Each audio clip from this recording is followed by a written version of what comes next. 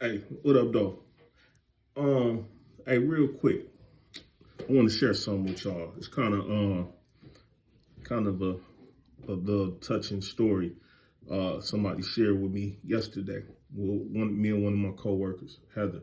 Um, Listen. So we do harmless community outreach, street outreach, and we do a SSP program, which is like safe use supplies and like clean needles, safe syringes, or whatever you want to call it. Like, nevertheless, we hand out Narcan, um, fentanyl testing strips, xylazine testing strips. They come in. We pack them up in a little kit to where we put all of your supplies in a bag, and we ask you what you need and load you up and send you on your way. So we had a guy that came for the first time last week, and we out there once a week on Wednesdays in the Saginaw area.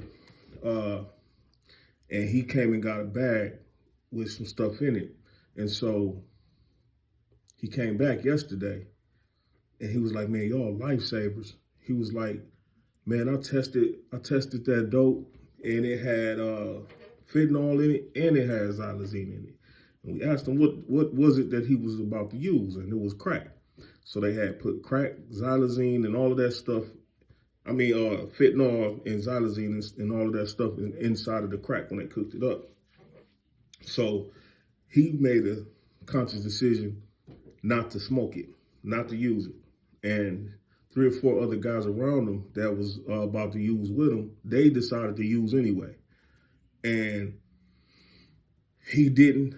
They used it and started dropping like flies. Luckily, he had this on site in his bag, and that he had got from us, and he used it on them, and he brought them all back. He saved them.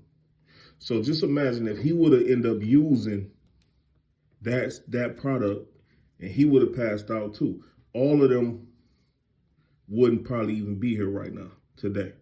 You know what I'm saying? So when people be like, "Oh man, why y'all out there handing out syringes and pipes and this and that and blah blah blah," they they they seem to miss the point of you cannot force somebody to stop using. You know what I'm saying? So if we can assist in using in a safer manner, you know what I'm saying, and stop people from spreading communicable diseases, um, and hurting themselves with dull needles and breaking them off in their arms, and and having to share needles and passing HIV/AIDS and stuff like that. I mean, that's a big thing that what I'm saying we are doing in the community. Of course, we want you to abstain or to get some help, get into recovery some type of way. But until you're ready to choose that pathway, it's called harm reduction. You know what I'm saying? So we help reduce uh, the risk of you harming yourself or others. And that guy that came and said that you guys are lifesavers, man, that's what we're doing it for. I don't care if it's one person. If we save one person life, man, then all of this stuff was worth it. And I just felt like maybe I should share that with y'all, because it could have been one of your family members. It could have been somebody that y'all know. Could have been you. So when you see somebody in the streets that's handing out Narcan, don't be too proud, and don't let that stigma of what Narcan is for stop you from taking it. You never know who you might be around, what might happen. Sometimes you get people get laced unintentionally with drugs and opioids, and they don't even know it. So if you just happen to be somewhere and you got some of this around, some Narcan, um, you could be the determining factor whether that person lives or dies. It's not all about you being a hero, but at the same time, being in the right place at the right time with the right thing, you never know, man.